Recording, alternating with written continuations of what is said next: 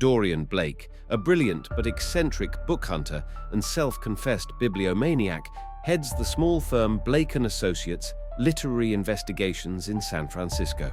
From their loft-style office on Clementina Street, Dorian and his teammates track missing manuscripts, authenticate dubious discoveries, and navigate a shadow world of collectors, auction sharks, and occult bibliophiles.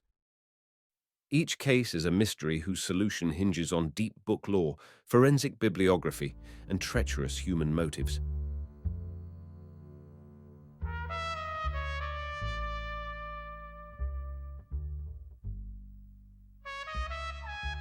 Margins and Matchsticks, how a bibliomaniac became a literary sleuth, the Dorian Blake backstory.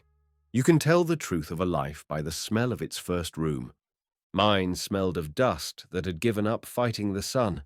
Not the damp, defeated dust of basements, but the floating motes of a second-hand shop caught in afternoon light. My mother used to say that the store, Hestia Books, a wedge-shaped space shoehorned between a locksmith and a kosher deli, wasn't failing so much as rehearsing the art of it. I learned to read on a stool behind the counter, one eye on the register and the other on a dog-eared copy of Treasure Island, whose map had been torn out by a boy who needed it more than the story. When I wanted to imagine a future, I didn't think of a profession.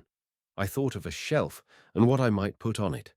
On Saturdays, my father repaired lamps in the tiny back room and made the kind of jokes that wear out from kindness instead of malice. He claimed he'd read all the important books already and could therefore assign me whatever remained.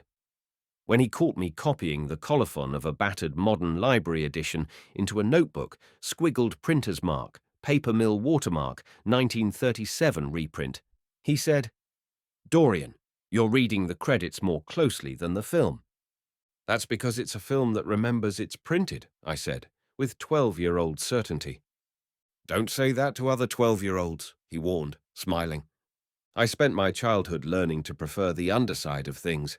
I knew the difference between an untrimmed decal edge and an accident, the way foxing freckles form colonies in slow humidity wars. I learned how to remove a price sticker without lifting the ink and how to find marginal hearts around the poems nobody admits to reading aloud. We moved apartments 3 times. The books came with us like patient livestock. One Wednesday in 6th grade, the school psychologist, who smelled of a cologne I now recognize as something you'd buy in an airport, sat me down and slid a puzzle across the table. There were blocks and patterns and questions that felt like riddles of etiquette rather than intellect.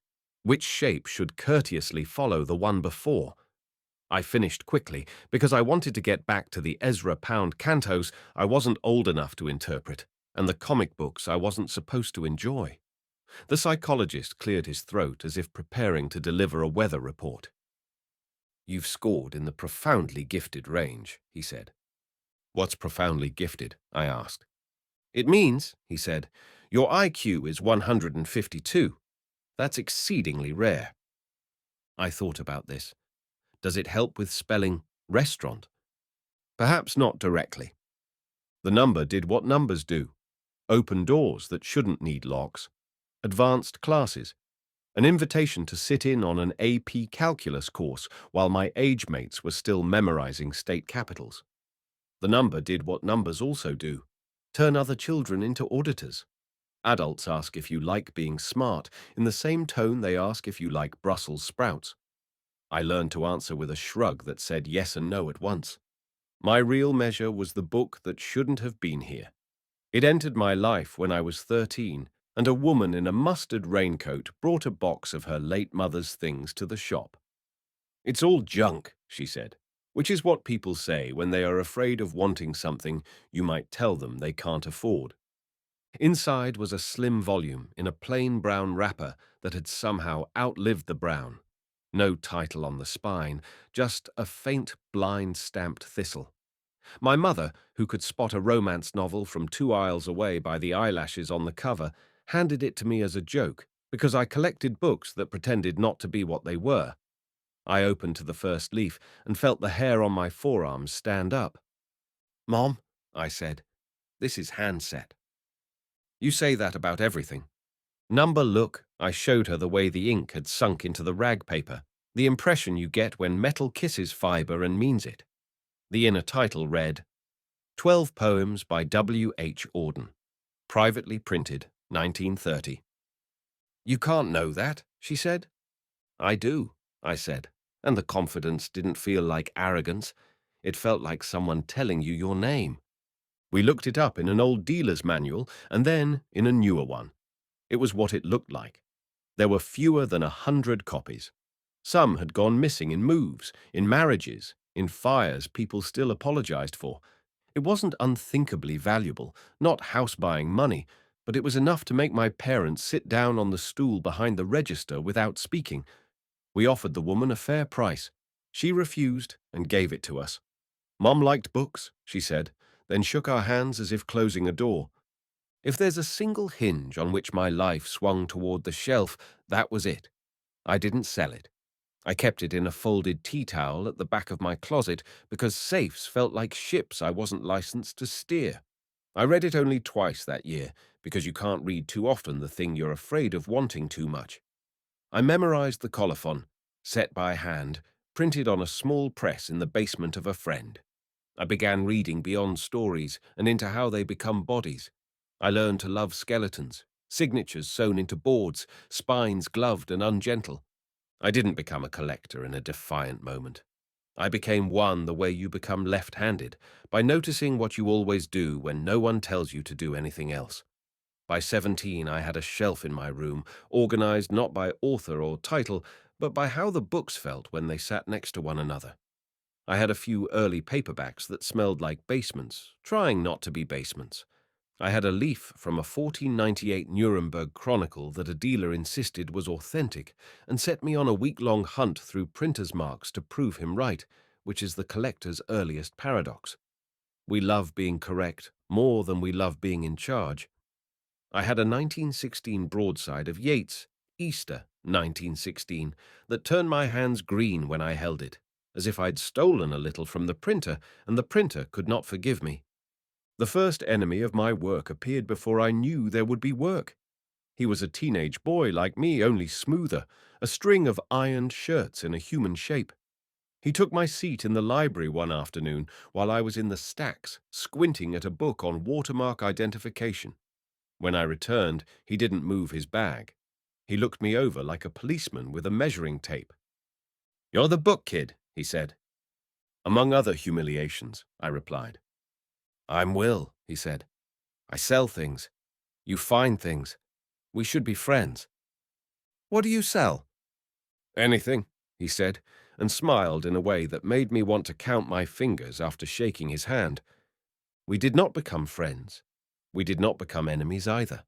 He was something more durable, a type. The person who thinks the book is only a door and never a room. I'd meet him 100 times in 100 suits. He would change names, ages, professions. He would call himself a curator, an advisor, a facilitator. He would always start with, "You find things." I went to Berkeley for the books, though my high school counselor pretended I went for the prestige. I chose it over the schools that felt like museums of themselves because of the Bancroft Library, because of a lecture I once watched online in which a woman with a voice like a velvet file described the way Spanish paper mills sipped water from streams that refused to learn Latin. I wanted a library that took itself seriously and never demanded you do the same. I wanted to be able to buy a burrito after reading a 17th century pastor's list of permissible amusements. I wanted to be able to bike down a hill and feel like I'd earned gravity. "You'll get bored," Will said when I told him. We had one of those end-of-senior-year conversations people have when they think they're better at prophecy than they really are. "You'll spend 4 years caretaking old wood." "Old wood taught us how to count," I said. "Old wood tells us how often our ancestors failed to keep receipts," he said. "I'm going to Stanford." "People who want to be good at being rich need to learn how," I said. "Have fun." He really did. And then I left. If there's a quality that rescued me from the worst indulgences of bibliomania, it's not willpower, it's geography. You can ruin yourself in a small room. It's harder if there's a hill to ride down. The day before I left, my mother packed me a box of books and said, "If you sell any of these, I will haunt you." Which is a promise, not a threat, my father added. We'd like access to your dorm. I drove across the bridge in a car scarcely younger than I was, the Auden wrapped in a towel on the passenger seat like a sleeping partner. I crossed with the radio on low because the bay looks like an instrument you might startle if you play too loud. Berkeley unfolded as a city designed by committees who never met and somehow agreed on trees. I parked near a cafe where the beans were described with adjectives I refused to let near my mouth, and I began the slow, permanent act of reading a place by walking it. The Bancroft palimpsest. People romanticize Berkeley the way they'd romanticize a stubborn uncle. Exasperation, admiration, and a belief that the old tricks still work because the old tricks tell better stories. I arrived with a major in comparative literature and a minor in the history of science because I couldn't decide whether I loved more the words we used or the instruments we built to make them feel clean. I took Latin in the morning and an elective in bookbinding at night, taught by a woman named Rosario, who never smiled because smiling was a currency that should not be debased. Rosario addressed the class without preamble. "You will hurt your fingers," she said. "If you don't, you're lying to me about how hard you're pulling." Thread understands honesty. She showed us how to sew a simple pamphlet, the kind of thing rebels mailed each other when they still believed the mail stood for anything. The knot you learn for the kettle stitch never leaves you. Years later, I will feel it in my hands while running from a man with a raven lapel pin, and it will surprise me which muscle memory has chosen to keep me alive. I owe Rosario a great deal. This is one payment. Berkeley made me braver, not because it forgave mistakes, but because the mistakes you made there had a cohort to help you name them properly. I learned to respect a footnote the way you respect a compass. I met a professor called Ellery Quine with a jacket that could out-argue a grant application, and he taught me that book history is less about vellum than about violent agreements. You cannot hold a quarter without holding the hands of two enemies who compromised on paper size, he said. The book is a treaty. The Bancroft Library smelled like a classroom whose teacher had taught you something difficult and then left you alone to find out what you'd misunderstood. I spent afternoons in the reading room tracing the watermarks in late 17th century paper with a pencil because drawing something is the most honest form of reading it. Bancroft required the gentle violence of precision. Request slips written with legible capitals. Patience for the way an item arrives when you would least like to be interrupted. There I learned that people are as fragile as bindings, but less easily mended. In my sophomore year, a letter by John Muir went missing from a display case at a small campus exhibit on California environmentalism. Missing in that college way that means someone believed in borrowing. The case had been locked, but not well. The echo of Rosario's scorn echoed in my inner ear.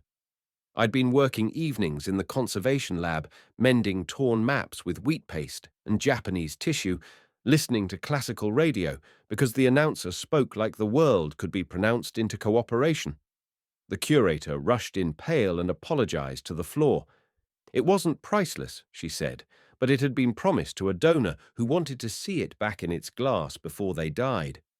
Death makes a poor negotiating partner. She spoke to me because I sat nearest the door. "What do you need?" I asked. "To have this not have happened," she said. "I can provide second best," I said, and surprised myself. Something in me had been waiting for this invitation. Not the crime, but the permission to walk toward it. I started with the glass, which had been wiped too clean. If you worry only about fingerprints, you forget about the stains that fluoresce when you want to make people uncomfortable. I buffed the edges and kept the cloth in a plastic bag, picked up the faintest whisper of cologne. The custodian told me that the display room was often left open for 10 minutes after hours while student docents gathered their things. I asked for the list of docents and the times they'd worked. A name came up twice in schedules that didn't match. Robin, last initial L, major undeclared, club membership extensive. The security tape showed someone who looked like everyone. Hoodie, brisk walk, the posture of a person hoping to convince their bones they are late rather than incompetent. The trick was the letter's content. Muir had written of a meadow where he'd counted bees, the way they lifted blackbrush as if they owned a deed to its light. It was the kind of lyric that makes donors shine with the reflected righteousness of money well spent.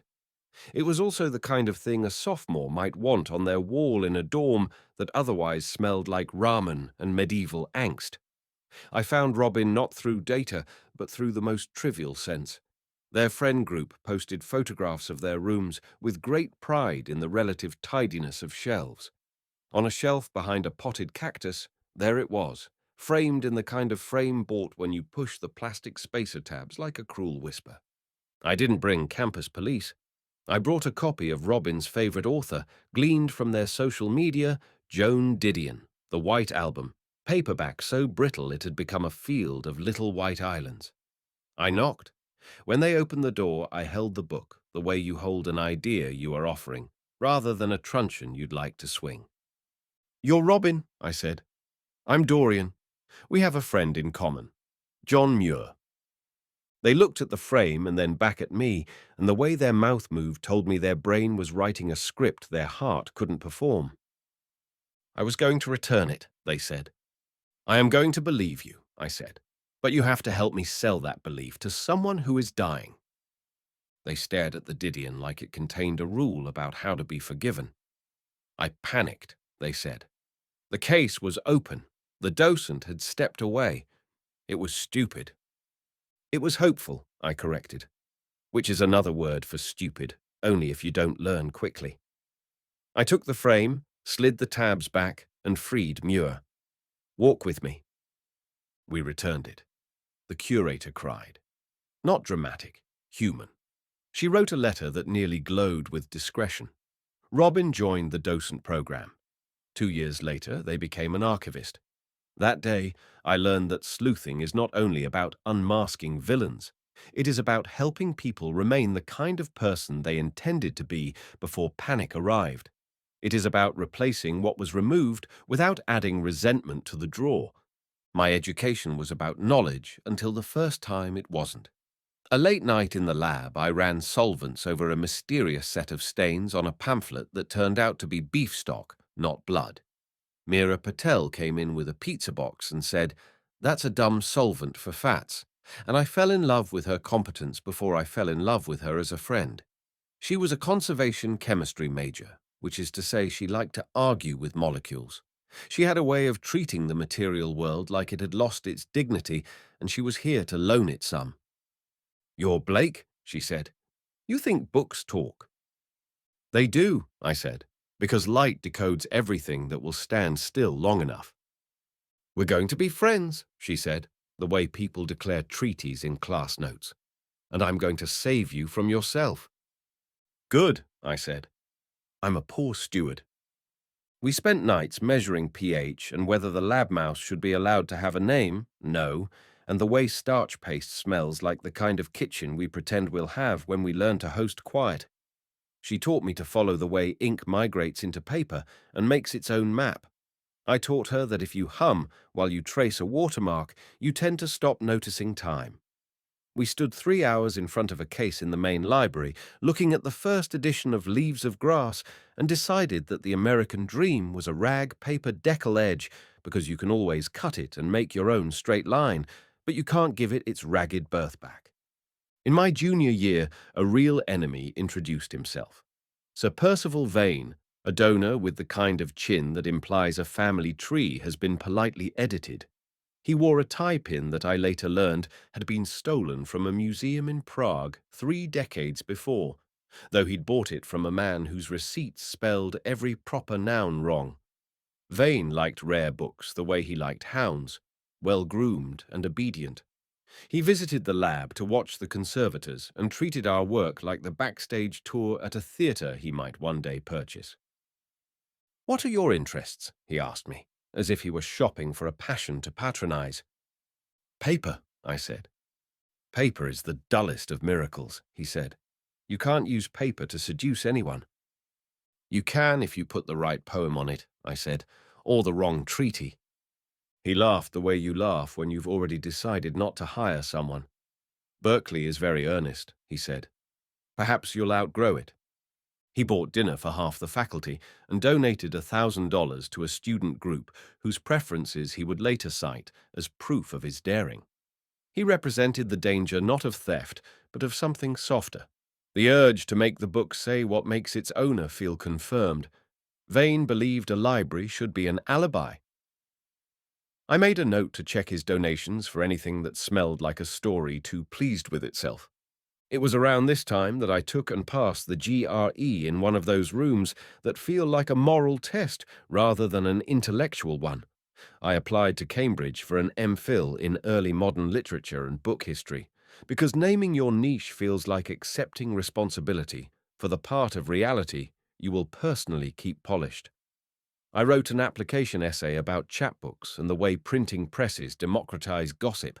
I received an acceptance letter printed on watermarked paper so beautifully self-aware I almost declined out of decreased appetite. I couldn't bear to leave the Bancroft behind. And then I realized I wasn't leaving one shelf. I was learning another. The day before I left for England, Rosario said, "You pull your thread hard, but not too hard. You should pull ways you can't see. Do you understand?" "I don't," I said. "You will," she replied. "You always do. Ink in the fenlight. The air in Cambridge tastes like someone has spent centuries convincing it not to run away." I arrived with a suitcase that looked like a book disliked it, a pair of boots that thought they were older than I was, and a conviction that the universe was secretly organized into folios that could be shelved properly if we found the right order. I presented myself to the Department of Anglo-Saxon, Norse and Celtic for an orientation because I'd gotten the buildings mixed up and listened for 20 minutes to a man with a beard like a thesis drone on about vowels that died for our sins. I felt at home immediately. Cambridge teaches you to assume that the past is not only another country, but one that still collects taxes. You learn to look both ways before crossing centuries. I enrolled in seminars that made the skin behind my ears thrum. Renaissance print culture, textual transmission, archival theory. Professor Imogen Fairchild became my advisor because she was the only academic who looked at me without the hunger of a person auditioning for their own legend. She introduced herself with the efficiency of a person whose calendar obeys her. "I'm Imogen," she said. "I don't accept flattery. I expect footnotes that make me blink. If you bring me gossip, it had better be about a watermark." "I like gossip," I said, "but prefer it in Latin." "That sounds lonely," she said, and gave me my reading list. Cambridge University Library is the kind of building the 19th century built by mistake and then doubled down on. Its tower contains legal deposits of a nation that learned to hoard. In the reading room, you can hear people's eyes as they adjust to the light. I spent mornings in the manuscripts room deciphering the secret flamboyance of hands that wanted to be taken seriously without looking like they wanted to be taken seriously. Evenings, if I were lucky, I spent at the Fitzwilliam Museum, where the bindings are a form of philosophical argument. What kind of container do you believe your thought deserves? It was here I met Clara Havelock for the first time, though I did not learn her last name until later. She sat 3 stools down at a pub and ordered a cider like a person testing a password. She took a curved piece of steel from her pocket and played with it while the bartender looked away, then used it to open a bottle cap with a flourish that was either a magic trick or a confession. I admired people who refused to choose. "You're the book boy," she said. "I must wear the wrong cologne," I said. "Everyone knows me by genre." "I'm Clara," she said, ignoring my complaint. "I watch locks become evangelists. They convert people to humility." "I'm Dorian," I said. "I believe in humility. I don't always subscribe." She laughed. "You're American. You mistake apology for weakness. Don't. Apologizing is a martial art." She taught me to pick a simple warded lock, not because I wanted to break into anything, but because skilled hands are a compliment you can pay to the world. I taught her the kettle stitch so she could sew a traveling notebook that would survive her habits. We didn't talk about why someone learns to pick locks. We didn't pretend there could be only one reason. My first real case arrived with a charity gala and a donation that felt like a letter bomb. The Fitzwilliam had received, via a benefactor who wished to remain coy, a single leaf from a 1526 Tyndale New Testament, the kind of thing that arranges a donor's name in the gallery like a waltz. The curators were careful and smart and tired. Something about the ink didn't like their eyes. Professor Fairchild asked me to look because she had put me on record as the student who irritates the right paper. Under raking light, the letters strutted with that elegant black letter that knows it isn't actually black letter. But the serifs wavered where they should have held their ground. Under magnification, the ink bled in a way that looked like guilt.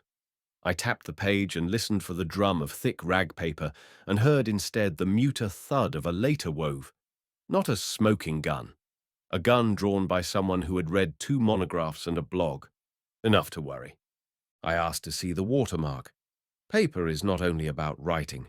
It's about what held the water when the fibers were telling themselves to settle. We floated a light sheet behind the leaf, and the watermark appeared like a medieval ghost who had learned to respect appointments. A foolscap cap with 7 bells. The problem is the proportions. Early 16th century foolscaps looked like hats for a dog who'd done something wrong. This one looked French. I asked for the provenance file and read 3 paragraphs of story that wouldn't pass a creative writing workshop. The donor, Sir Percival Vane, claimed he had found it in a trunk in a house he had purchased in Dorset. The house had never been catalogued properly. The trunk had never been opened because it pretended to be one with the wall. Vane had a talent for trunks that pretend. I called Mira in California because there are only so many ways to tell the difference between old ink and new that don't require machines that belong to institutions with grant writers. She had moved on to a master's in conservation science, and the time zone felt like an alibi for the extremes of friendship. I told her what we had. She told me what I needed. Bring a halogen, she said. Warmed ink exudes ghost volatile organics you can coax with the right light. Don't tell anyone you're sniffing texts in public. You'll be asked to host a panel. I would host your panel, I said. I know, she said. Buy Clara dinner. She picks locks like she learned to do it in a storm. The lab work said what our eyes had suspected. The gall ink had a profile cocky with tannins. Our forger had brewed with a heavy hand. In the time since Tyndale had put his rebellion on paper, Gall Recipes had changed recipes the way families change recipes, by insisting nothing had changed. But solvents behave with the loyalty of dogs. The leaf was a good fake, but it was a fake. The donor would need to be told. Vane took the news with a performance that had won him invitations to places where old wood still held pictures of men who wore wigs to disguise their poverty. He expressed surprise as if auditioning for a role. He suggested we had made a mistake. He hinted that his generosity might choose to become shy in the future. Imogen Fairchild held his gaze like a man with a knife holds a whetstone. Sir Percival, she said, in a voice I would later rehearse silently when I needed courage. The museum prefers to host objects that don't lie when placed under a light. He left with his trunk, and 3 months later, an article appeared in an auction house's glossy magazine announcing a leaf sold to an anonymous buyer. It described the provenance as radiant and the restoration as pious. The photograph showed the leaf shadowed to hide the watermark. I wrote a letter that went unanswered. Then I wrote a second letter that went answered in the form of a cease and desist because I had named the unnameable. If a donation is free, it is still for sale, only in a currency that converts to influence. Cambridge also gave me Leo Salgado by accident. He was the friend of a friend at a gathering where people pretended to enjoy wine they were too young to afford. He sat against a radiator humming into a laptop like a person who reads code out loud by vibrating it through his teeth. "You're the book detective," he said when we met. He wore a t-shirt that read metadata hypnotist, and he deserved it. I can find people who want to be found, and I can lose people who refuse to be. I can pay you in first editions of humility, I said. I'm salaried in curiosity, he replied. and we shook on a partnership that still makes both of us laugh when we need to remember that we can. The case that taught me the cost of being right came in the form of a folio that smelled wrong because the room did. It belonged to a reclusive collector who insisted we meet at midnight in a fenland house so heavy the land had sunk to accommodate it. He had a copy of Vesalius's De Humani Corporis Fabrica, or he had something that had learned to pretend. He wanted me to authenticate it. He offered me a number not so large that I would say yes for money, but large enough that saying no would have the same moral weight as betraying a friend. I brought Clara because I trusted her hands more than my own, and Leo because I trusted his doubts more than my faith. The collector, a man named de la Mare, who spoke like a vowel taking his time to decide on a consonant, watched us move and seemed to appreciate that we did not touch anything at first. He wanted us to touch. The forger counts on your desire to pick up the object and perform your expertise like a trick's dog. The trick is to render your desire into ritual so nothing happens by accident. "It's real," he said, before I had even sat down. "I found it in a monastery in Portugal." "Portugal has monasteries that like to keep things," I said. "Your story does not provide anything to hold." "It's real," he said again, like an incantation. I listened to the book before opening it. The boards creaked like a plank that had survived 3 winters. The leather smelled like it had been fed properly. The sewing stations were wrong. There were 5 where there should have been 4. That doesn't prove anything. People rebind. But it adds an odd number to an equation that expected even. I opened to a plate and felt the heart shiver of recognition that made 1,000 people purchase 1,000 fakes. The elegant cruelty of anatomy rendered as art you can learn from. I wanted it to be true. I wanted to call it so. I wanted to accept the money and put it into a fund that would preserve ephemera no one else would love. I wanted the luxury of being correct for a living. I kept wanting until I could breathe again. "Your copy is a marriage," I said. "Original plates. Later text. Someone rebuilt the book from parts." He accused me of jealousy, which always sounds less like an accusation than like a diagnosis. He said he would take it elsewhere, where people knew the difference between skepticism and self-importance. He called me a child of the internet and clung to the leaves like a parent whose kid has learned to lie. He left with the book as if we had tried to rob him.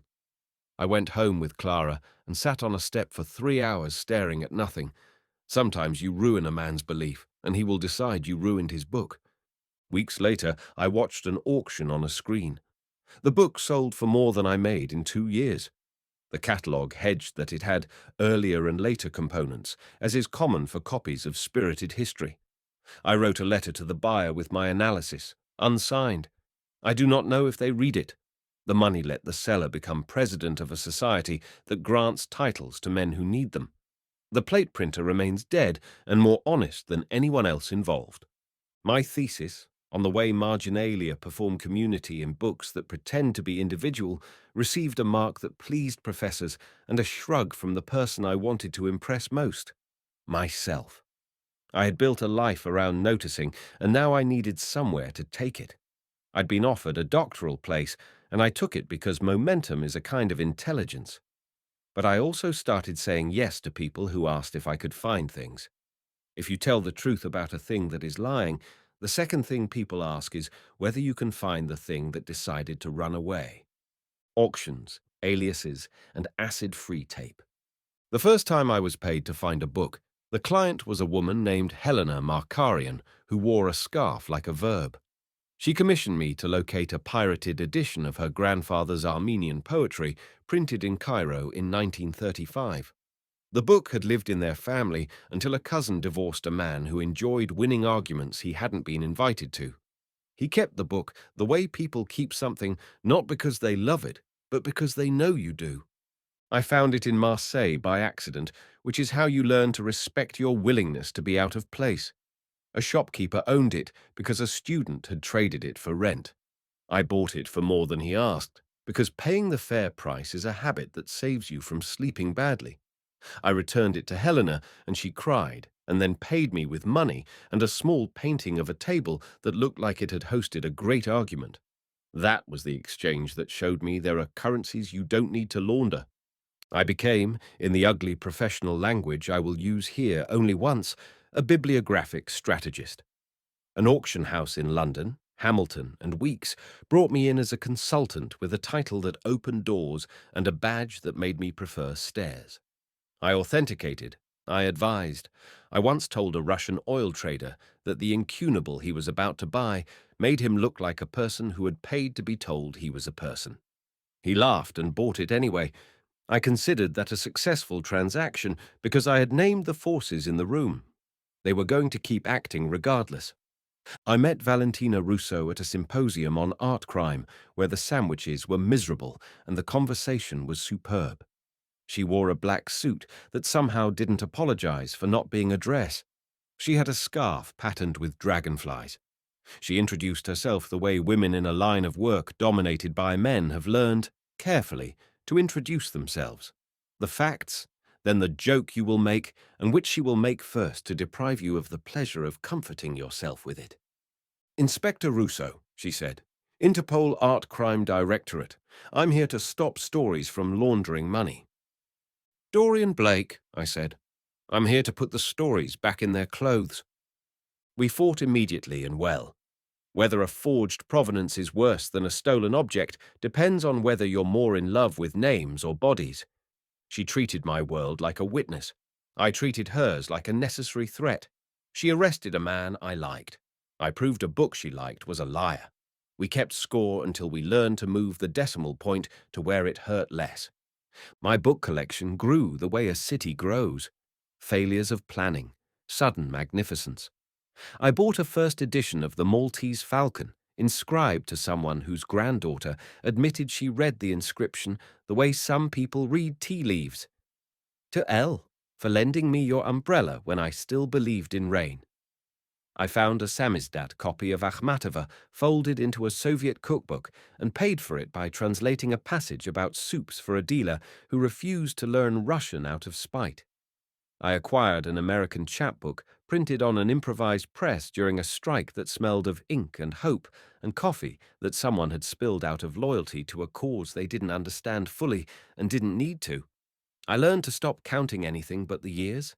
Yes, I insured.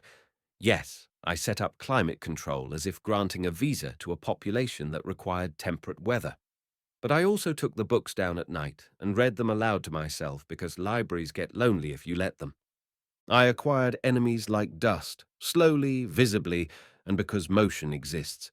Vespasian Crowe, a former auctioneer with a raven pin, and the smile of a man who knows which way your compass points. He had a talent for making scarcity into theatre. He called me a paper saint on television, and then sent me a bottle of whiskey that I refused to drink because it tasted like making a mistake on purpose. Anika Vogel, the forger who wears dragonflies and understands that mysteries will always pay if they are useful to the right person. Klaus Heisen, a hardware baron whose vault would one day teach me to run along a dock with a rope in my hand and an argument in my heart. And then there was the collective that called itself the Fifth Finger Bindery, which is the kind of title that sounds like a joke until you find their signature in the wax of a fake. They were trained by schools that expected them to repair prayer books, and they decided to repair their finances. They imagined that binding is a neutral art. People who believe this enjoy writing manifestos about how they shouldn't have to prove what they didn't do. The worst mistake I made early was not about a book. It was about a person. A junior curator at a small regional museum, weaponized optimism, a grin like a telegram, asked me to help authenticate a donation of outlaw ballads. I enjoyed her company more than was wise. I wanted to help more than was safe. I did the work and I did it well, but I didn't see that the donor was laundering not money but mercy. He wanted the museum to say his name where his family would not. The curator lost her job because she did not understand the difference between being grateful and becoming a hostage. We stayed friends by going out for drinks and refusing compliments. She taught me this. You cannot save someone who hasn't decided to stop drowning. You can, sometimes, stand on the bank and point to a rock that looks like it could hold weight. There were winds that proved the profession was not entirely an invention I had shaped to rationalize my habits. The case of the black-letter Psalter, which had been replaced in a monastery by a photo facsimile that only failed under a bleak light, and we caught the swap by noticing the way the ink refused to fluoresce properly because the reproduction had been printed with a modern inkjet. The case of the Spanish missal that smelled of cigarettes. The priest swore he didn't smoke. His brother did. The brother had stolen it 50 years prior and returned it after confession, badly concealed under a wire coat hanger, and 20 years of regret. We negotiated a public absolution framed as an anonymous return and a private letter that made the family stop describing their shame as a tradition. I moved back to San Francisco because geography had taught me compassion for my own bad habits and because my parents' shop had finally failed in the right way. With gratitude, we closed the doors together. We turned the keys. We wrote a letter to Hestia Books like it was a person who deserved the truth. I bought a loft that used to be a printing house and installed shelves that looked like a promise. I hired no employees and then met my team anyway. Mira, who made the lab in the corner of the loft, talked to me. Clara, whose lockpicks listened to buildings and made them soften. Leo, who hypnotized metadata until it confessed to crimes it hadn't known it committed. We became a practice because problems kept arriving with the urgency of wet coats. Valentina sent us cases grudgingly. We taught her to text me at odd hours. She taught me to keep 2 suitcases packed, one for court, one for running. I registered a firm not because I wanted a letterhead, but because people who pay you hate paying a person and like paying a noun. One night in New York, a dealer of my acquaintance slid over a slip of paper at a bar and said, "This is the book that will make you famous or ruin you." I always ordered soda water at his bar because alcohol made all the sentences in that room longer. The note read, "The Pequod Ledger." "It's a fiction," I said. "It's a fiction about a fiction," he said. "A ship's log for a ship that was invented by a man who didn't like getting paid. Who would be stupid enough to fake that?" "Everyone," I said. "We found it at a warehouse where the air smelled like winter learned to hold its breath. The ledger was beautiful. The hand was reckless and yet learned. The maps were so wrong they felt like honesty. It could not be. Therefore it could be valuable. We trailed it to a buyer who spoke about America as if it were a boat he could still steer. We took photographs. We left with our believers' muscles exhausted. The case ended not with an arrest, but with a confession by the artist, a performance piece that had never intended to be a crime. Sometimes forgery is art until a buyer arrives with intent. Then art becomes conspiracy. I began to be called a literary sleuth by people who write headlines. World-renowned is a label that arrives in a manila envelope and feels like a misprint. It also gets you access to rooms you need to exit quickly when someone says, "I have a friend," in a tone that implies surgery without anesthetic. The work became what it had always been, reading the room aloud. Salt on the binding. I fear the case I remember most vividly is not the most dramatic, but the one that made me question whether I should have chosen a smaller love. It was the San Madrigal fire. A small mission library south of San Francisco housed shelves that hadn't been dusted since a friar with asthma retired. A fire ate one corner of the building. The sprinklers saved the other half with a murder weapon's grip. The librarian, a woman named Magda Rasp, who later turned out to be the leader of the Fifth Finger bindery, called me because she wanted an inventory that could be used to wring money from a council that had never learned to love books. I arrived with my team and a box of nitrile gloves. When you handle a waterlogged book, you learn how much a spine can endure before it stops calling itself one.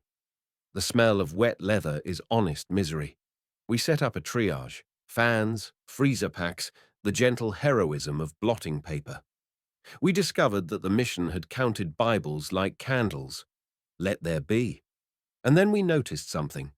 Some bindings had been pre-scored, as if someone had wanted the boards to collapse under stress. The books that broke did so along the same fault. "Sabotage," Mira said. Or a metaphor, I said. Same thing in this building. We found that someone had replaced certain original ties with a cheap twine that wicked water like an informant. It disintegrated. Later, when removed from water, it set like a trap. The object of disdain had been Spanish land grants, documents about ownership that never apologized for language. Someone wanted those grants to die. Someone understood that a fire teaches a budget committee to say the word replacement. Replacement is easier to cheat. We traced the twine to a purchase order, signed with a code name we found stamped on the inside of a cupboard. Fifth Finger. I had heard rumors of a bindery collective. I had not believed them professional enough to commit arson. It turned out they weren't. They had committed negligence and then described it as a political statement. In their manifesto, because all crimes of the earnest require manifestos, they listed grievances against appropriation, ownership, the way some names survive while others go missing. I sympathized. I still do. I also believe you cannot improve the world by burning it where it remembers to hold secrets for you. I confronted Magda in the office while Clara verified a back door had been improperly secured, not by accident, but by a lock that had been filed down to accept anything with the right swagger. "You did this," I said, showing her a piece of the twine and a page where the water had refused to behave. "Your politics set the books on fire. They will be used to burn more." She looked past me at the garden where a statue had lost every finger to the kind of jokes boys tell stones at night. Those documents built a state that forgot it was built on a promise written by a man who had his feet on someone else's neck. "Why are you crying over rope?" "Because rope taught us how to measure," I said. "Because your rage will be used by a committee to measure out what it will never purchase again." She wanted to argue about ends and means. I wanted to talk about means and ends. We compromised. I wrote a report that stopped short of calling for charges. She stopped short of calling me a collaborator. She later emerged as an enemy with a press release. The case introduced me to an enemy who became a Mira, a man called Dr. Silas Kade, who runs a laboratory devoted to the forensic authentication of documents and who uses that lab to authenticate his status as a person. He disagreed with my report in print and on television. He called me a romantic who had learned to hide it. He was right. He wasn't kind. He began showing up at conferences during Q&A sessions with questions designed to become YouTube thumbnails. He was better at theatre than I was. He reminded me that truth and performance never learn to live apart. I built my collection in those years like a man building a city he will never visit. I added a Keats letter in facsimile because I couldn't afford the original and realized the facsimile taught me something different, the way desire can be taught to behave. I acquired a set of library circulation cards from a small town in which every child had checked out the same 3 books in the summer of 1959. How to Build a Crystal Radio, The Last of the Mohicans, and a book on horse care. I framed them because any time you feel superior to the past, you should list what it loved. I kept the Auden wrapped in a better towel. My parents visited the loft and pretended to be baffled by how neat it was. My father stood in front of a shelf and read Spines like a prayer. He stopped at the Yeats broadside. He touched it like people touch the forehead of someone with a fever. "It's nice to see your heart displayed," he said. "My heart is filed under Y," I said. "You're not funny," he said, which is the kind of love comment families pay one another like rent. The Raven's Ledger. World-renowned means your inbox becomes a museum of emergency. News organizations wanted me to explain crimes I hadn't investigated. Museums wanted me to bless donors. Donors wanted me to authenticate blessings. A woman in Tokyo wanted me to find a book her dead sister had written in prison on wrappers and folded into origami cranes. A man in Texas wanted me to tell him what to burn. And from behind the emails, a shadow moved, attached to a name that had been flirting with me for years: Vespasian Crowe. Crowe had the gifts of a preacher and the discipline of a contractor. He built galleries out of his own sentences. He had run an auction house until he learned that auction houses cannot say yes to everything. He made enemies who call themselves colleagues. He wore a raven pin because he thought birds make good gods. He believed scarcity can be manufactured if you starve people properly and then feed them at the right hour. He believed collections should be portfolios, which is like saying a garden should be an equity instrument. He introduced himself in a note delivered by a courier whose shoes were too loud for a lobby that asked for velvet. The note said, "Mr. Blake, the ledger you are pursuing is mine. Stop. I will forgive you your curiosity once." Auden.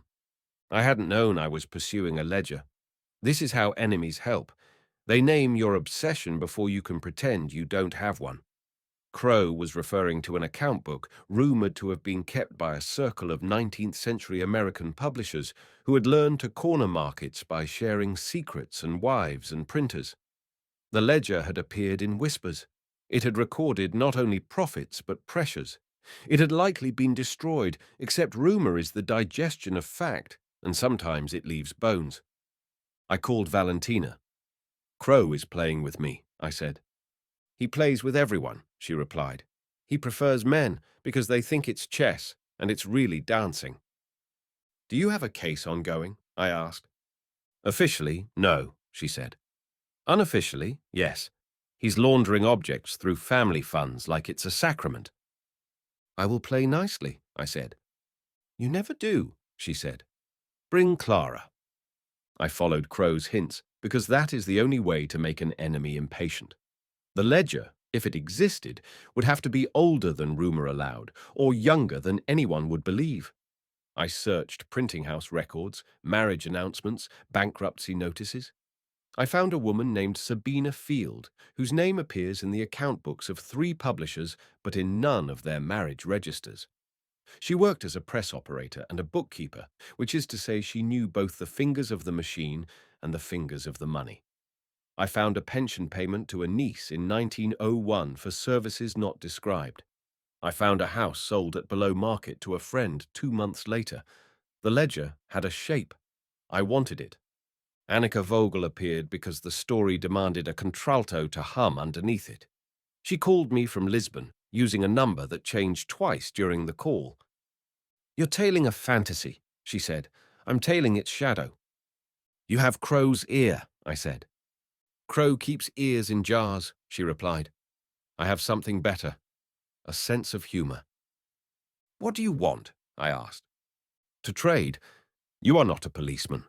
You are a librarian with good shoes." "Flattery will get you invited to tea," I said. She told me that Crowe had acquired a trove of account books from a bankrupt press in Providence. He thought the ledger might be among them. He wanted to stage a revelation.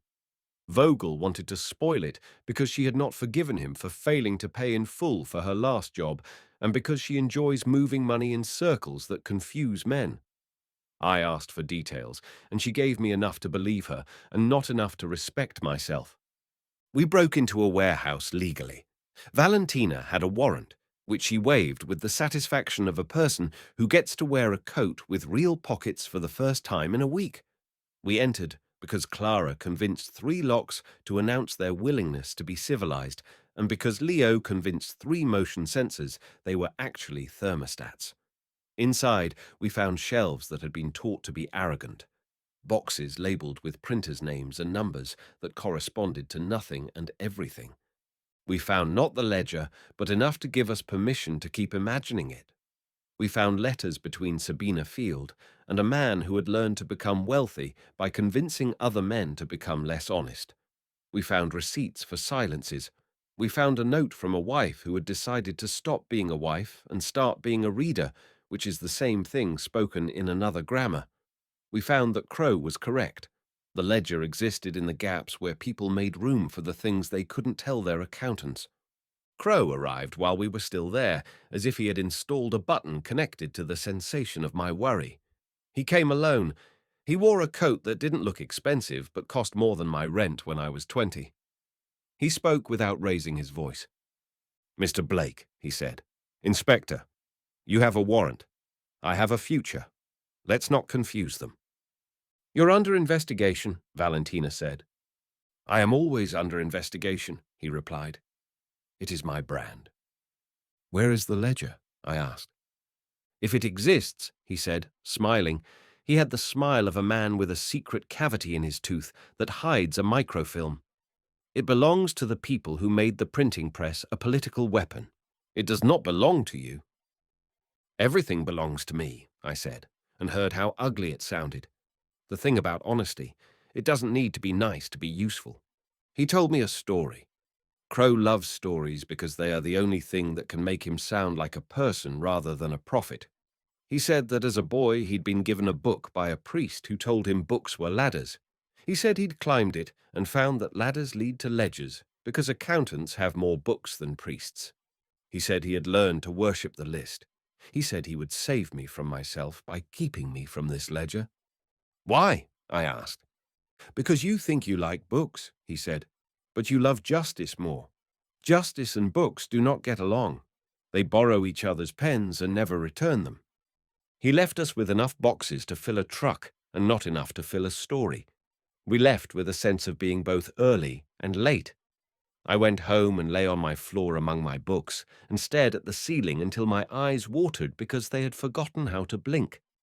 I slept and dreamt of Auden writing a list and then tearing it up and the pieces organizing themselves into a sonnet.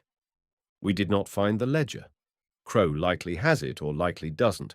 It may not exist, or it exists in the way a country exists. Enough people believe in it and pay taxes. But the pursuit reminded me of what makes me a bibliomaniac and not merely a collector. The way the page becomes a field of forces, the way a spine teaches a body to stand in a room with other bodies, the way an enemy's letter can feel like an invitation to stay human. When people ask me how I became a literary sleuth, they expect a case that broke me open.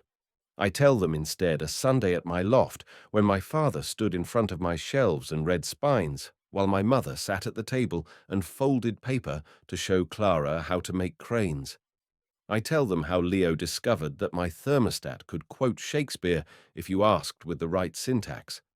I tell them how Mira chastised me for keeping a book upright when the humidity was wrong. I tell them that my high IQ got me into rooms and my errors taught me to leave quietly without stealing the silverware. I tell them that Berkeley gave me faith in libraries and Cambridge taught me to distrust anyone who calls a catalogue exhaustive. I tell them that if I am world-renowned, it is because I answer email at 3 in the morning when someone writes, "My grandmother died and left a shoebox," and I say, "Let me make tea." Books saved me from a world that counts only what can be averaged. Sleuthing saved the books from being embarrassed by their owners. Enemy and ally confuse themselves beautifully in this work. A forger will teach you more about ink than a saint.